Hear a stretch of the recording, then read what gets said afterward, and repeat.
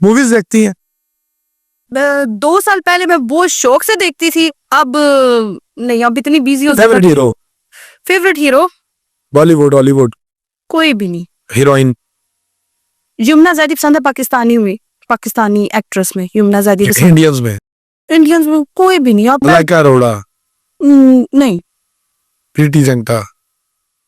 कोई भी नहीं? कोई भी नहीं पसंद सच्ची में। पहले ये जब थोड़ी छोटी होती थी तब शौक होता था कि यार ये प्यारी है, ये कौन ये, कौन प्यारी है? ये भी नहीं जान। सलमान खान? बुढ़ा हो गया प्यारा लगता था? नहीं। ना सलमान ना शाहरुख खान, सैफ खान?